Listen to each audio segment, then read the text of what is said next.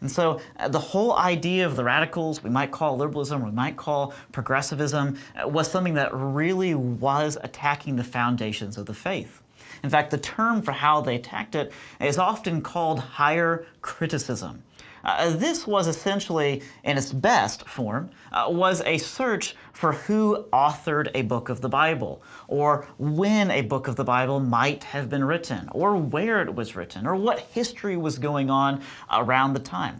Those are common things. In fact, that form of higher criticism is still pursued by biblical scholars to this day. It's really common for you to open a study Bible and look at the introduction to a book of the Bible and find out all of those things. Who do we think the author was? When do we think it was written? What do we think was going on history-wise at the time of this writing?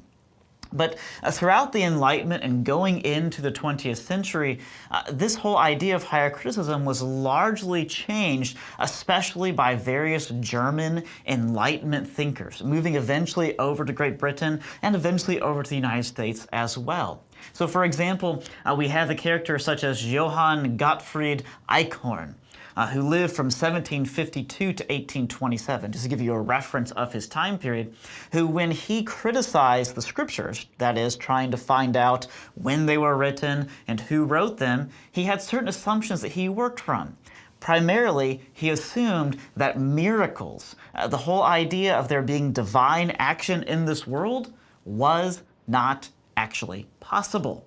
That's going to dramatically affect how you actually see the scriptures. If you don't believe miracles happen, if you don't believe that any of the divine miracles in the scriptures happen, then you're going to have very decisive conclusions about the scriptures and especially about their writing, especially thinking things like, well, maybe these miracles and these divine things, perhaps they were just made up by people throughout the centuries.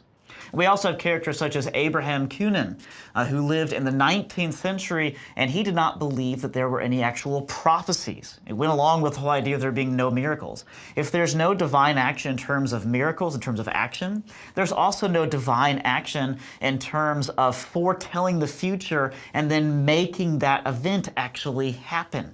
And so he argued that whenever you see a prophecy that may have been accurately seen in history, then that prophecy must have been written after the historical event. This is a really common thing in higher criticism now.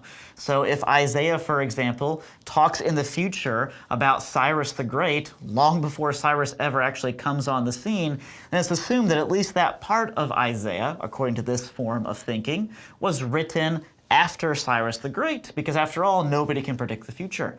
That's the concept. Well, this, of course, is all based upon that Dutch Enlightenment thinker Baruch Spinoza, who we spent some time talking about earlier this school year. It was Spinoza who believed that revelation wasn't really possible to begin with.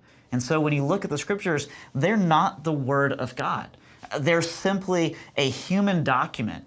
And our job is to be kind of like detectives trying to figure out when and where they are written and why they have the biases and the ideas that they have behind them.